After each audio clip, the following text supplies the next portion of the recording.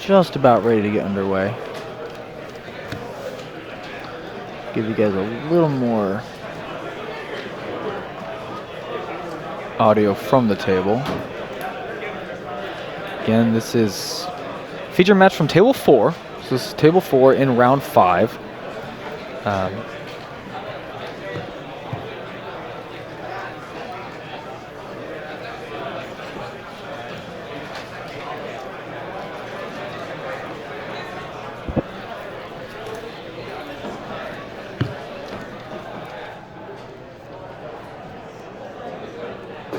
You want to do Harold?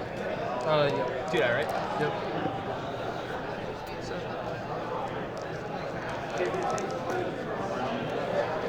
I'll go first. I guess we'll start. I think we can just start. All right, and again, round 5 underway.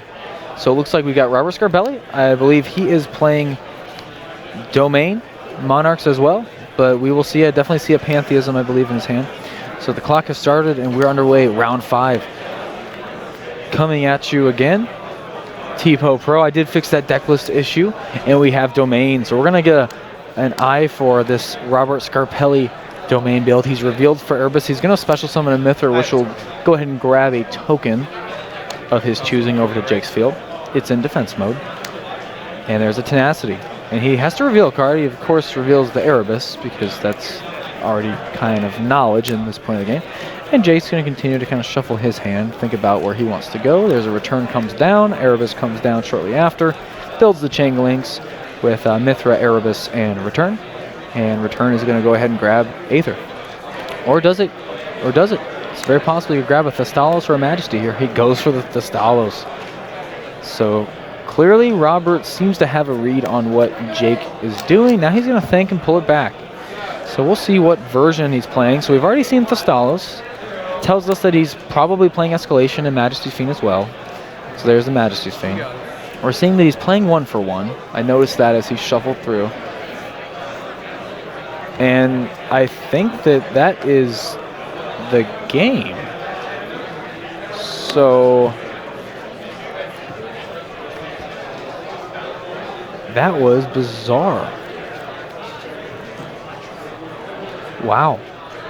So if you're just joining us, this is not an unfamiliar kind of event that's happened on the stream. This is probably the 3rd or 4th time we've seen a game end in seconds. I mean, honestly, second. Wow. Unbelievable. Just don't even have to adjust the life points. I mean, this is unprecedented as far as how many matches we're seeing just being decided by 1 turn or less. It's just incredible. And it brings up a good point. I know there's some feedback in the chat as well that this may be one of the more powerful, skillful formats we've seen in a long time. Very diverse format. But never have I seen where the sheer power of each deck, when it bricks, it means that the other duelist just wins the game. I mean, it's absolutely incredible.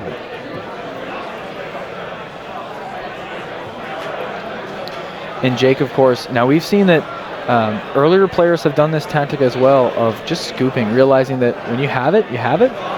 Let's move on so that I can choose to go first or second. Jake Phinney is playing Cosmo, I believe. So I'm going to go ahead and fill in the decks. I could be wrong, but I believe I saw, well, no, I see Crane. I take that back.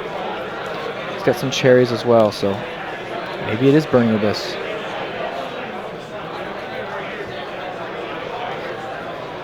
He's got deflectors in there as well.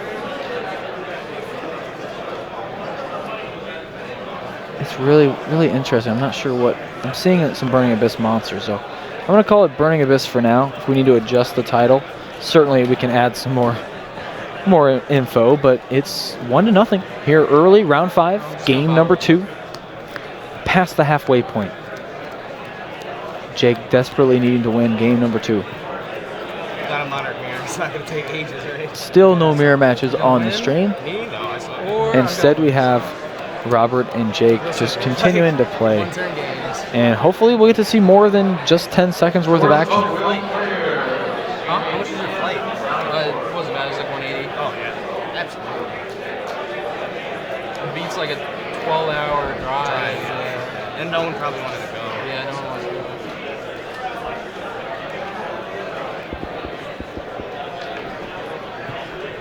go. Again, there's just really so much that you have to check this format. You've got domain marks you have to deal with. You still can't forget about Draco Pals and Pendulum deck variants. You can't forget about Demise decks and really needing to play cards like Royal Decree and Malevolent Catastrophe or Twin Twister to shut those down. And then Monarch, just kind of the constant ebb and flow of that dynamic and innovation there. So we kick off game number 2. I believe Jake would go first, but he does, setting 4 to the back row. And Robert will draw for turn. So he's got a Stormforth in hand. Oh, is that the... Yeah.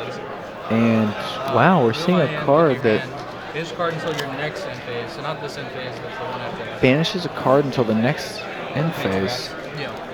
Interesting. All cards in your hand with your opponent's movement. Very, very interesting seeing that card played.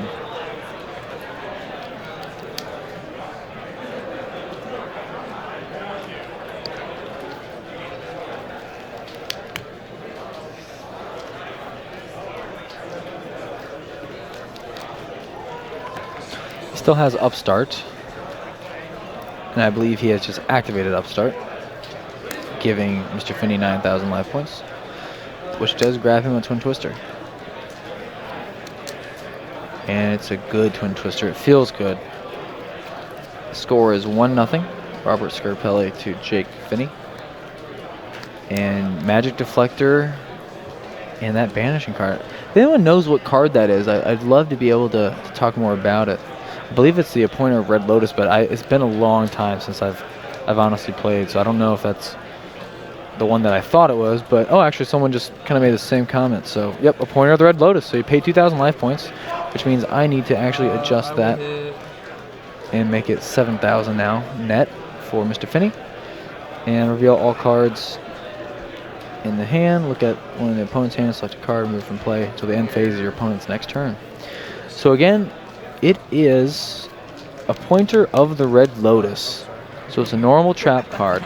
And thank you for putting that card text in the chat. So really an interesting card. Those of you curious of its value, lowest price was 65 cents. Average is $1.33. Highest was $37. And of course that has shifted 3% since the moment I said it. So again, interesting card. So it comes back during my next turn, right? Your next end phase. My next end phase? Yeah. Oh, okay, okay. So it's a heavy life point cost, but Jake just confident that that's all he needs. He's got the absolute back King Jack. He's got Mind Crush. I mean, he just has everything. So, you know, he really wasn't joking when he said Burning Abyss is going to take this. And he's really proven that point now. So I think we'll see a Dante come from here. And he'll detach the Rhino, which will of course get him Graph or Seer, or even the back Jack, so that he can continue to add trap cards. There's Takum Tomborg, Sir, and Graph. So wow, doesn't even need to send either of those, and that is the absolute dream. So now he's going to resolve these, and wow, that's incredible. So now he can add Scarm, which will get him Tour Guide in the end phase, and he is off to the races. That really opened up a lot.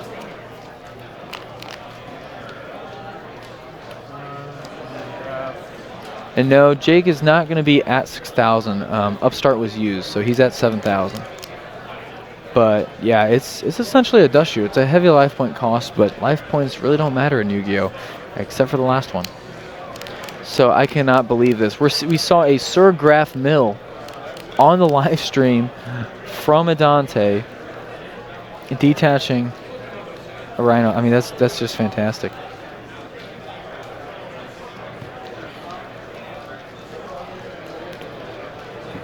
Man, that is just incredible. So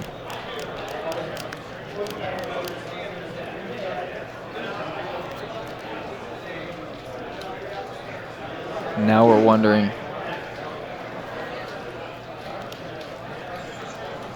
28. Just low enough. One Monarch away from game.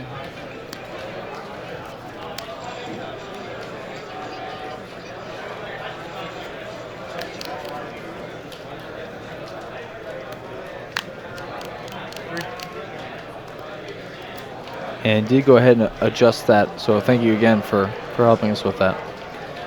So we've got 2 Dante on the field. We've got a ton of traps in the graveyard, ton of Burning Abyss monsters.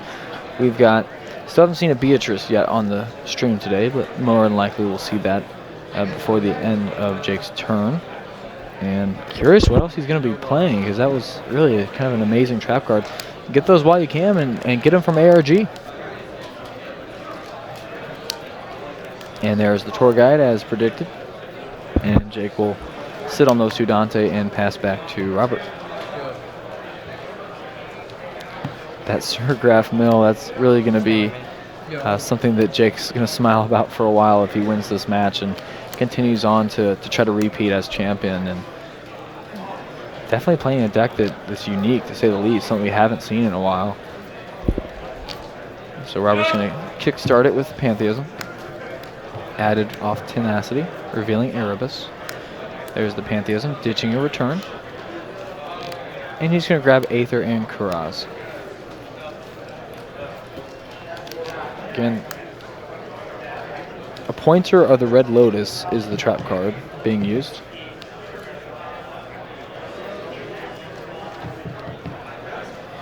And Jake trying to really move the market himself by playing a card that no one seems to have heard of.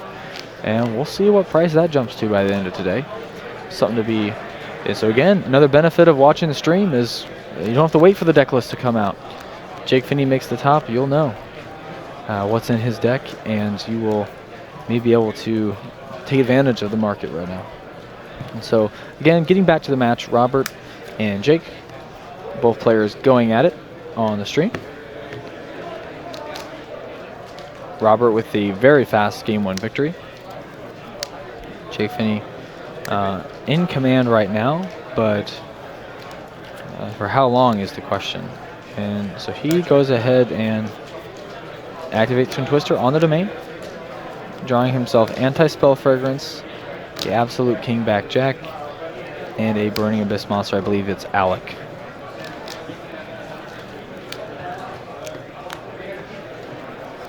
No fair. No. And it's really a card that, you know, if you don't mind picking it up, if you've got some extra cash lying around, it could easily pay for itself, as it's worth about $1.50 right now. And again, just only needs to move up another $1.50 for you to break even. So why not? And here we go, Storm Forth. And again, if you're just joining us, Round 5, ARG St. Louis, Jake Phinney, reigning champion of the Circuit Series, playing a very unique version of Burning Abyss, capitalizing on a variety of trap cards, as well as Absolute King Back Jack to search those trap cards, and Robert Scarpelli playing Domain Monarch, and in a bit of a bind here.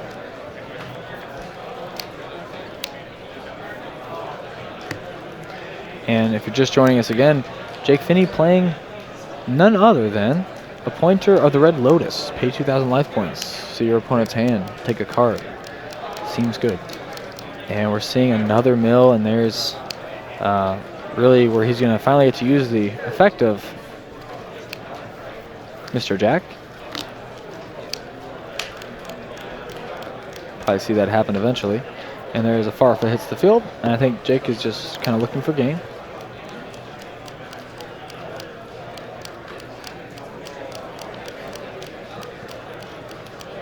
I see the Dante come in attack mode, I would think. Unless he goes for something different.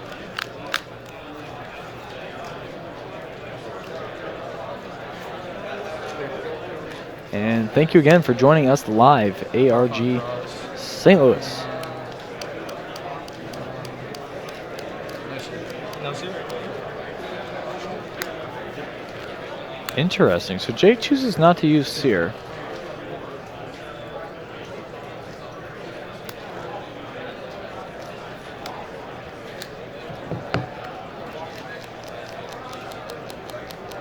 And Robert desperately trying to rub the edge off of the corner of all of his cards. I don't know if that's wise, but anyway, we do have good commentary. Again, T-Po Pro joining you courtside as we have round 5 action. Jake Phinney, Go ahead, Robert Margaret. Scarpelli, Monarchs, and Burning Abyss. Bar. And this is anything but normal. I mean, this is really a matchup that we haven't seen in a while.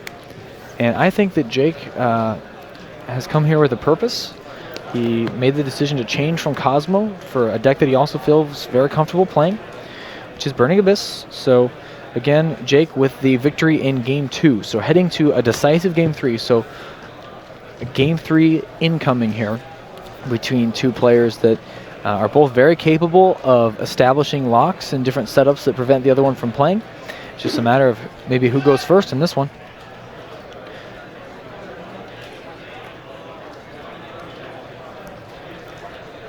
And Jake Phinney and Robert has to be thinking, okay, he's got Anti-Spell Fragrance, Magic Deflector, haven't seen Master Restrict yet. He also has this Red Lotus card. What else do you have? Because it seems like the kitchen sink is in the main deck right now, or at least post side in Game 2. So, you know, if you're Robert, what do you bring in, and is it possible to bring in enough cards to still be able to play? So you almost have to be able to side roll Decree to just really destroy this setup, because Decree's strong for a number of reasons. So obviously someone will say, well, Break Sword. I can make Break Sword and I can stop that Decree. That makes a lot of sense. But they have to still make that an overlay for that Break Sword. Cards like Calcab, they're not going to be able to hit that face-up trap. Now, obviously, Jake does play Twin Twister, and that's something that he's going to obviously keep in the main deck here. But he does have some potential ability to side. I don't know if he sides Decree, but that would be a pretty good route to take here. I'm really curious from Robert's perspective, does he take what I would assume to be the no-brainer and go first, being down a card, hoping he doesn't brick, or does he have what it takes to take a back seat, go second against this trap deck? I think he has to go first. You can't win with traps, and that's something that Jake is well aware of, and that's why he's got the Burning Abyss monsters supplementing them so well. I guess he felt that the Burning Abyss monsters were better than Cosmo with Demise with some of these cards. So some of these cards could very easily fit into a Demise-oriented deck. It's just kind of curious to see why. I assume it's just because of that absolute King Backjack really getting a lot of value. So we're going to see who goes first. They shake hands once again. Second time this match they're shaking hands, and we'll see for the third time what these players have in store on their first turns. So I believe it looks to be like Robert is going first. He opens, I believe, an Eidos, an Erebus, a Tenacity, a Return, and a Pantheism, I believe. Could be wrong. No, it's not a Pantheism, so it's some other monster.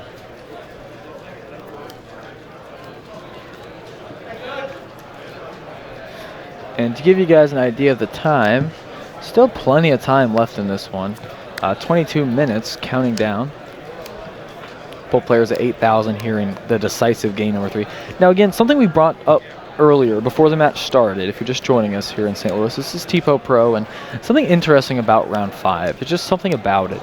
If you win, I feel like there's actually more pressure on you than if you lose. So if you lose, you start to kind of put yourself back into the fold, but also you may catch someone who has just kind of lucked into a couple wins, or even who's just at a very similar skill level and not really facing some of the best in the game. So it's very interesting, win or lose, how each of these players respond accordingly. Jake, obviously, a lot of confidence. He's a player that really loves trap cards this format, and I think that he's been quoted as saying that, trap cards over the last 3 or 4 months have really been kind of evaporating from the game, and so Jake trying to make a statement that they're very much a part of it.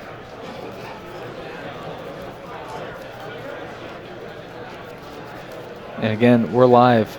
ARG St. Louis, Jake Phinney and Robert Scarpelli, Monarchs versus Burning Abyss. Burning Abyss playing a Red Lotus card, which is interesting, as well as Backjack. So point of the Red Lotus, pay 2,000 life points, reveal all cards in your hand, look at your opponent's hand, and select one card. Remove it from play until the end phase of your opponent's next turn.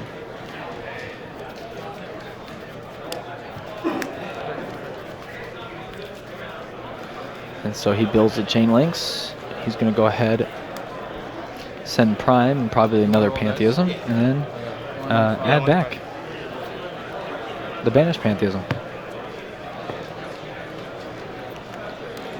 After resolving Erebus, shuffling back a card from Jake's hand back into the deck.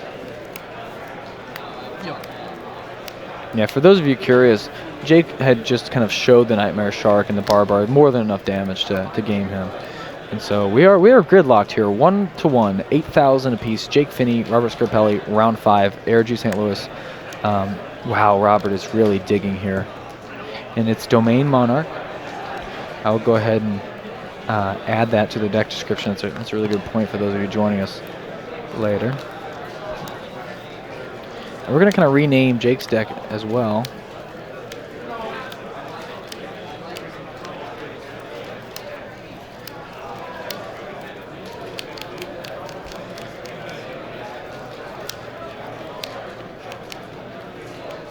And this is about as beautiful as Robert could have orchestrated this turn 1 play. I mean, he really has a lot of advantage, and about as good as his turn could be. But Jake, he drew a Terror Top, so that's a good start. He's going to get a really good combo going, except for that Domain, so he needs to deal with that first. But once he does that, curious to see what happens next. Did he draw an out, though? He's got a spell card in his hand. I don't know if it's Twin Twister.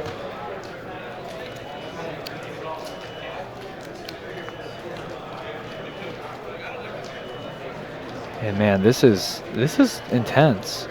He's gonna go ahead and resolve, grab the Takum Tomborg. I don't know if this is to wall up, if this is just, something I think is interesting is if Burning Abyss would side into Tribute Summon monsters to out Domain, but clearly just not good enough when your Burning Abyss monsters destroy themselves. So there's a Twin Twister, so we were right in calling that spell, and so now he's able to make his Dante.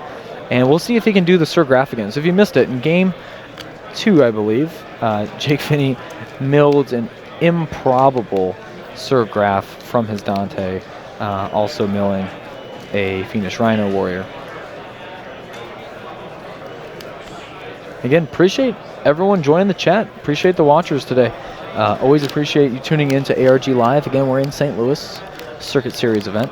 We're gridlocked here in game 3 of round 5. Jake Phinney, the reigning champion, against Robert Scarpelli. And there is a mill, and that's nothing. It's interesting. That's very interesting.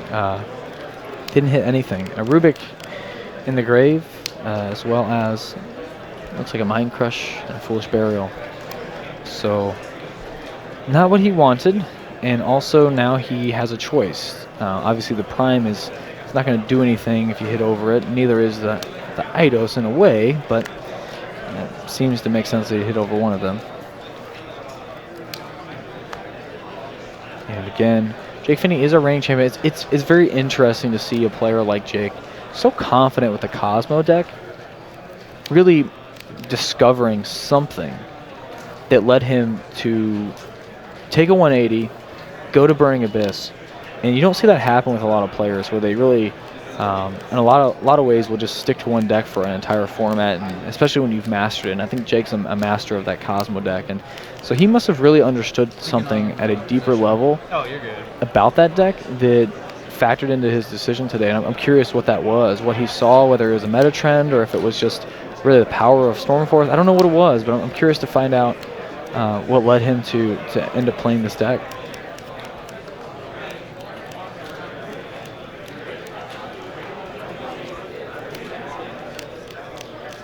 And so Beatrice has been summoned to the field.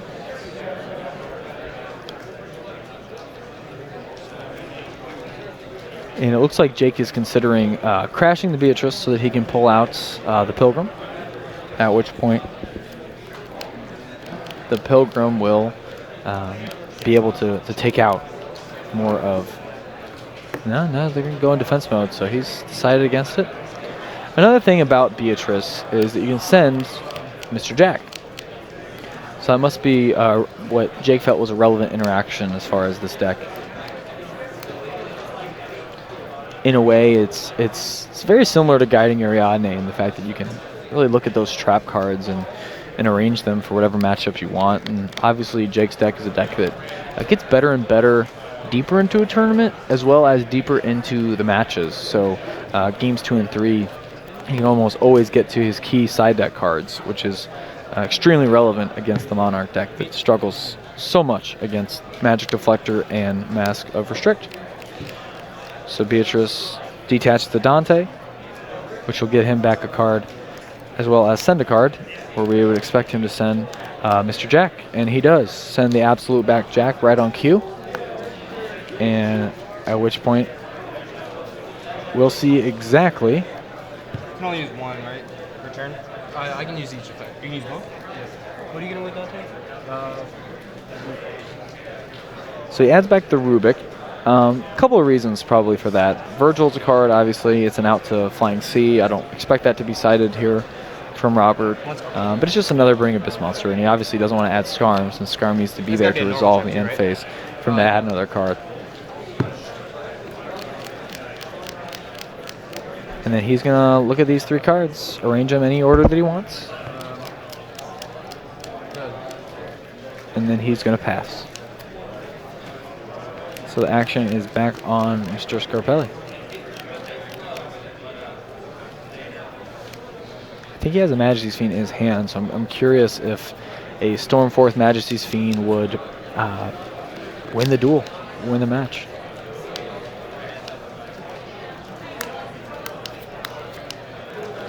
Reveals Karaz with Tenacity, grabbing that domain. Always want to make sure that that domain is live.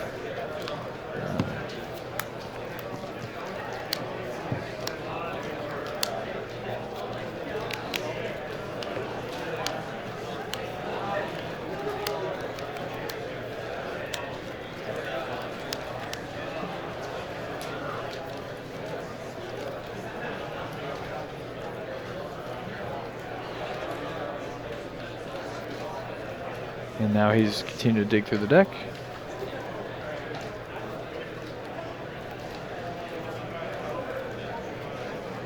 Finding. I guess he's debating between Pantheism for the draws or Return for. Okay. So this is kind of an obvious choice for Jake. He's already used Tenacity, so why would you not give him Tenacity again? I just don't agree with that at all. Unless he's just assuming that he's not going to be able to do a whole lot else this turn. I think that there were way better options. I mean, even a card like Pantheism, he'd be able to maybe discard the domain, but I guess he just felt like the domain was better. So, interesting decision. Turns those to attack mode. He's going to go ahead and attack. Again, I don't know if he's just forgetting that Beatrice will be able to special summon a gigantic Pilgrim from the deck, and those monsters in attack mode aren't going to be able to do anything. I don't know. It's really kind of strange. Maybe because he's just going to tribute summon in the main phase anyway. The next main phase. So she's going to use... Still in the battle phase, right? Thorfa. And that promptly banishes the Erebus.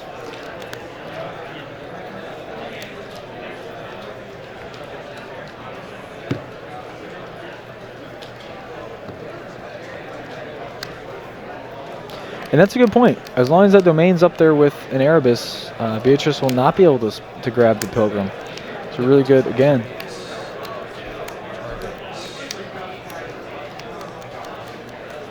Well, and I was assuming that he was going to maybe pop the domain here just for some more draws as well. Be interesting to see how that plays out. So how many cards? 3? Yeah.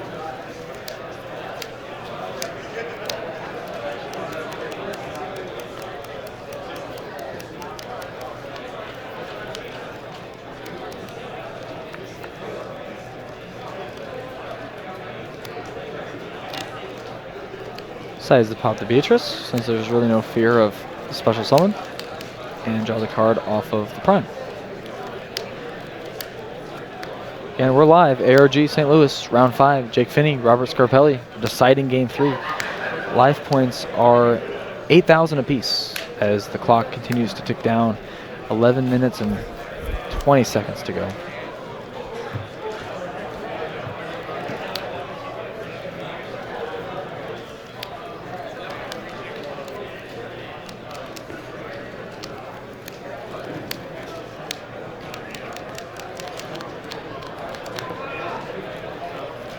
Again, we're seeing on the stream so far, we've seen a Monarch do battle every single round of these feature matches. In 2 Domain, 2 XYZs. I believe that actually all 4 decks are really only 2 decks, in the sense that I believe both Robert and Dirk are playing similar lists, as well as, of course, Brady Brink and Michael Steinman, who won on stream earlier today.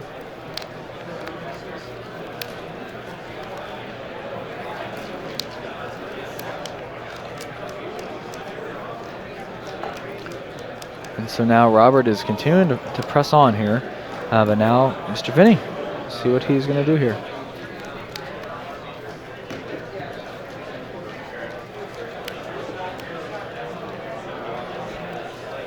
I believe that he had taken I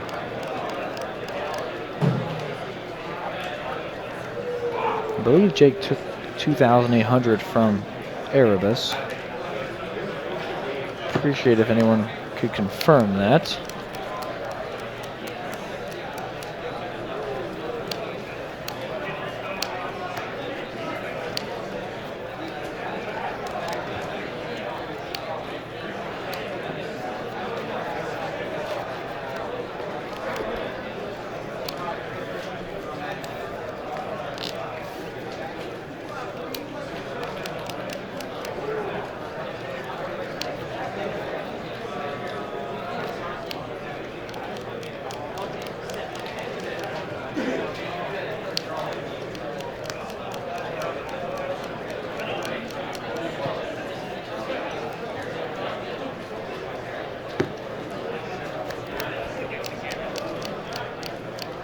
Okay, so it looks like Jake Phinney going into the extra deck for the first time this match.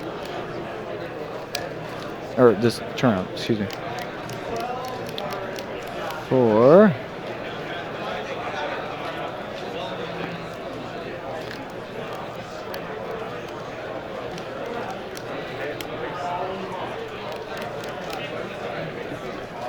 he's going to think about this. Again, 8 minutes left in the round. Both players at 8,000. Nobody wants to be the one to make the first mistake. And I believe we see the Giga Brilliance. And that's a great call there from Jake. Just showing that experience.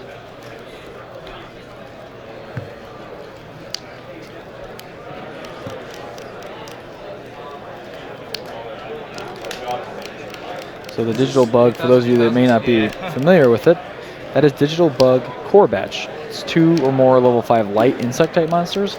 Also can be used by detaching 2 XYZ materials from Giga Brilliant in this case. And once per turn you can detach a material, target a defense position, and shuffle it into the deck. So it's absolutely amazing against the Prime Monarch. 79. And then once per turn, if the battle position of the monster is changed, except during the damage step, you can attach an insight type monster from a graveyard to this card as XYZ material, which is relevant if Jake goes against someone who he would play Maxi against.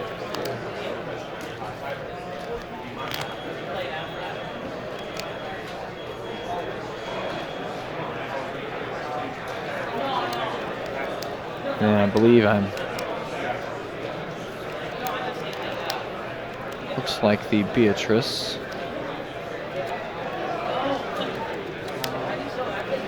is swinging over. We're not in time yet, right? 400, so I believe, if I'm not mistaken, that the life point is 76 to 80.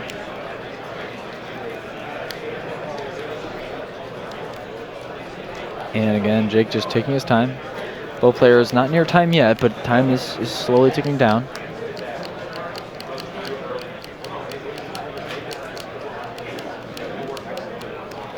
And Sir. And Dante. One second.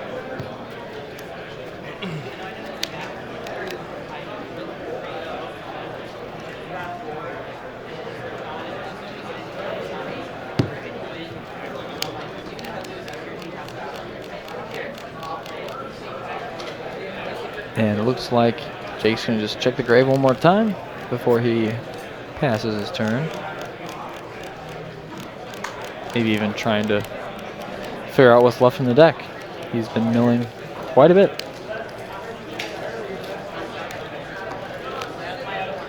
And again, a lot of great players here at ARG St. Louis. Patrick Hoban, Desmond Johnson, both Leverets, Michael Steinman, Brady Brink, PJ Wilson, Calvin Tahan, former champion as well, Jake Phinney, our current champion. Also have players like Dirk Wagner from more of a local scene. So plenty of action here this afternoon. And curious to see who emerges to the top cut for tomorrow. Again, we will be bringing you that top cut action tomorrow. Stay tuned this Sunday for ARG Live St. Louis.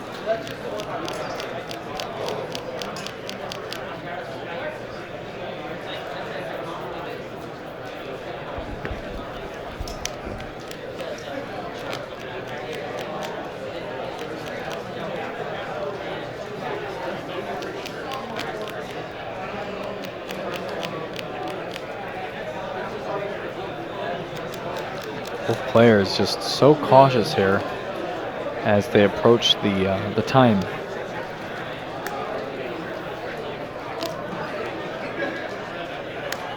And there's a return.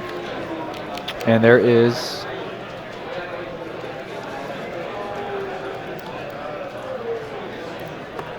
our friend, the Red Lotus. So Jake waiting for the return to go down before he figures out what's going to be the best card to grab here.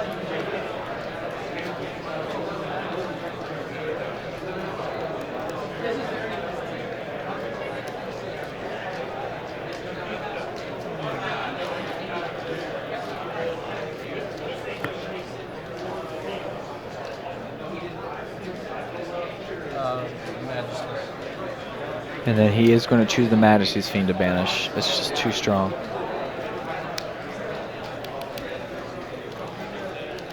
So now, just to recap the field, we've got Prime Monarch, we've got Erebus, we've got Return against Dante, the Digital Bug, and Beatrice. And now Mithra will bring a token in. A token very valuable in this matchup.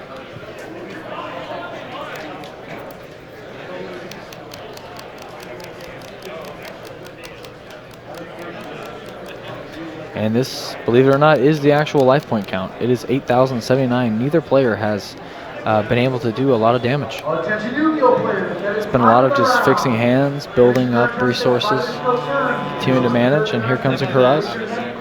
Kuraz is going to go ahead and build the chain with Return.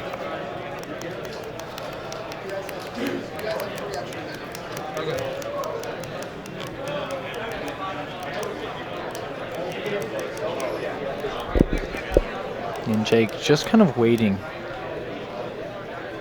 hoping for a mistake from Robert, hoping for some sort of way to capitalize.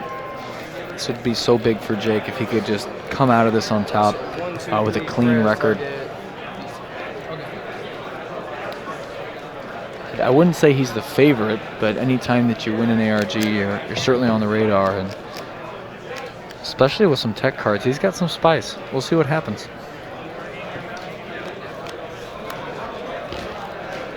But again, you have to wonder if either of these players is going to be able to wipe out the life points before time is called, and I think that's exactly what they've all realized.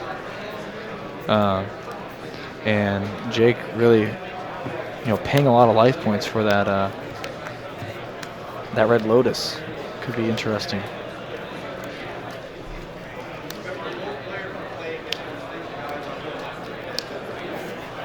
Attacking. What is it? How much is that little above 200, right? Yeah, 200. We haven't seen a bar yet. And we also, and that's really what's interesting in time is Jake would appear to have an advantage because he has Nightmare Shark, he's got cards like Bar. They can rip damage out of anywhere, and so I think that right here you may even see a Beatrice, and then the Sir.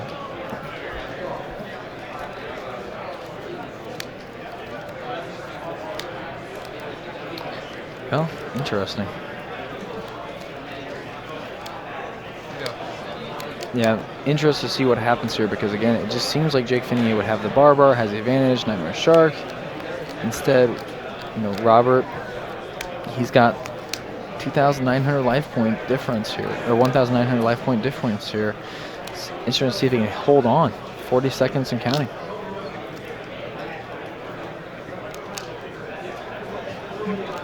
And Robert's got a pretty big hand. He's got Idea. He's got Erebus. He's got Eidos. He's going to go for the Eidos, which may indicate that he doesn't have any other Squires left in the deck. And Beatrice is going to come down. I think we'll see an Alec here, which will then negate. Well, he may just forfeit, I guess.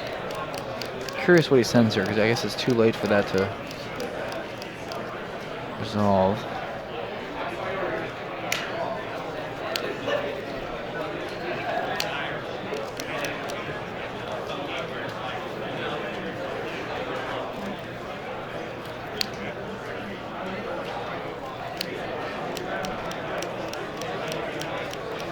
Too late for Alec to stop the it's too late for it to stop the Eidos. I think he's gonna send a Jack.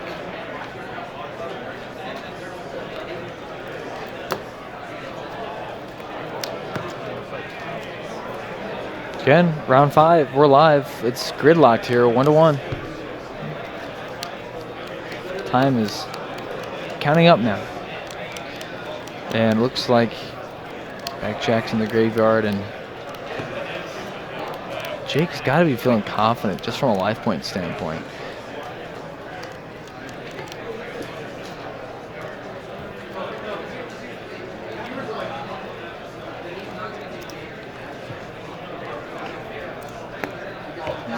Still 4 minutes showing on the floors clock, so that may not actually be in time yet, depending on this future match. Cards in? Just one? It's a good deal.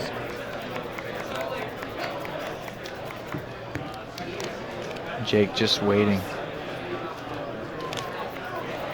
And again, he's paying another 2,000. And it's just very interesting. He continues to do that. I don't know what he's necessarily playing at, but that's really interesting just to see that's how this is playing out. You almost wonder if Jake would have been better off playing the Monarch deck with that trap card in it, just for the surprise factor and for the ability to see what your opponent's playing, and because you really aren't attacked all that often, you'd be maybe better off in the life point part of it. Did you far from me? No, I pointed Majesty's Fiend, but it's next end phase. Next end phase, okay. Yeah. No, it's this end phase.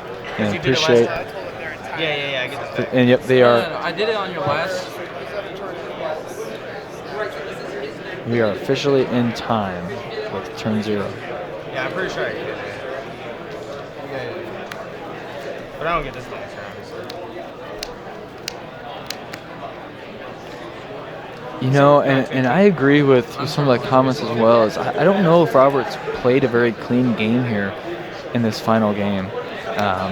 Jake seems to have played his cards better, but at the end of the day, life points is really all that matters, even though it doesn't matter at all up until that point. So really kind of interesting to see what's going to go down here, and now that we are in time.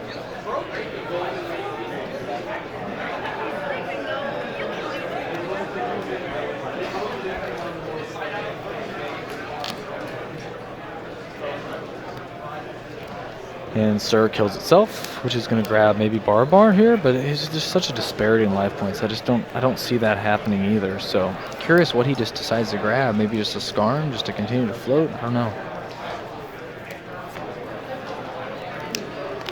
And Robert, I think he's just played a game of knowing that as long as he's ahead in life points, he's well okay. And he's just a domain lock away from really just stopping Jake in his tracks.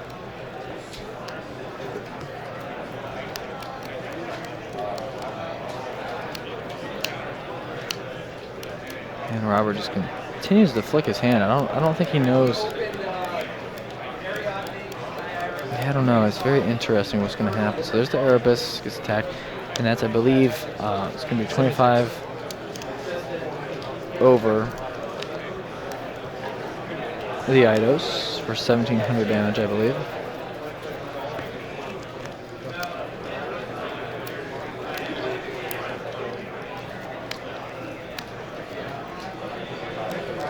Score is getting back closer. It's just 2, right? Yeah. 6.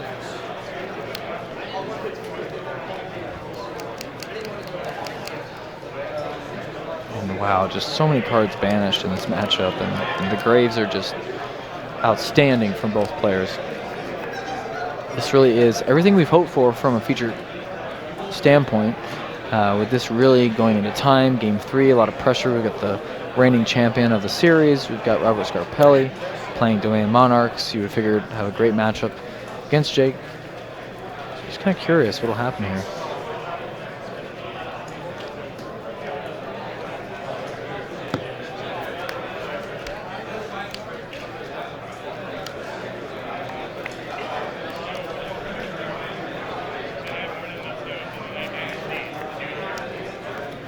And thank you again for the corrections here. I'm juggling a few things. Appreciate it. Against TPO Pro, St. Louis, ARG. We are live. Game 3, round 5. Jake Phinney, Robert Scarpelli, Domain Monarchs, and back Jack BA. 5 turns in time at ARG events. And we are just continuing to trick past things. A little bit of a glare, but I believe it's an Allure of Darkness, which did not grab any dark monsters. So Jake is seemingly running out of steam, and Robert just continues to press on. Jake's just going to really make a decision here, because everything that he leaves in attack mode is more damage he'll have to overcome. And obviously he knows if he hits the idea, then that will, of course, trigger an add back. So it may be beneficial to leave it on the field, but of course it could always be tributed. So there's really, I don't see a way that Jake can avoid that idea's effect going off.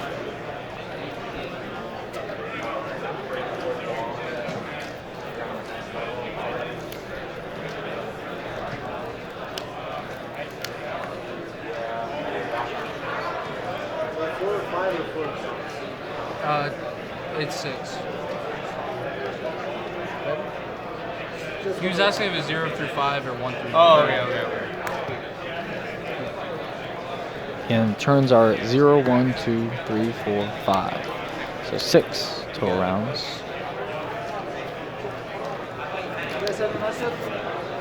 No. And that is the game. So what a match. Really the best match we've had today.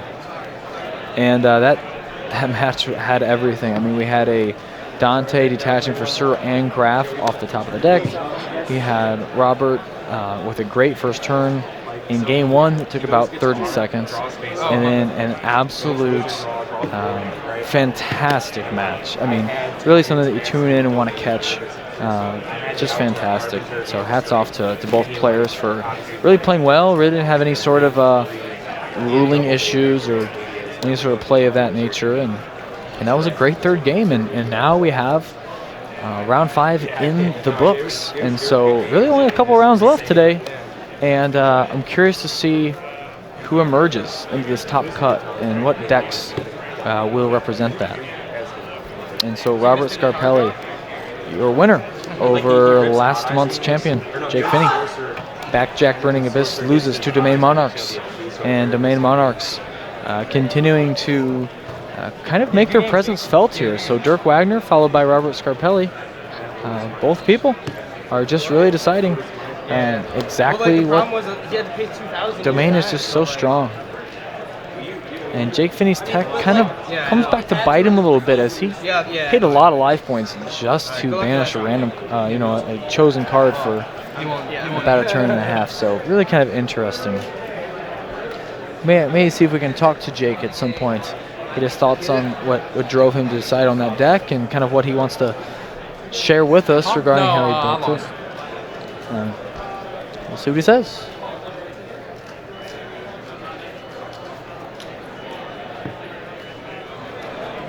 Wow, what a game.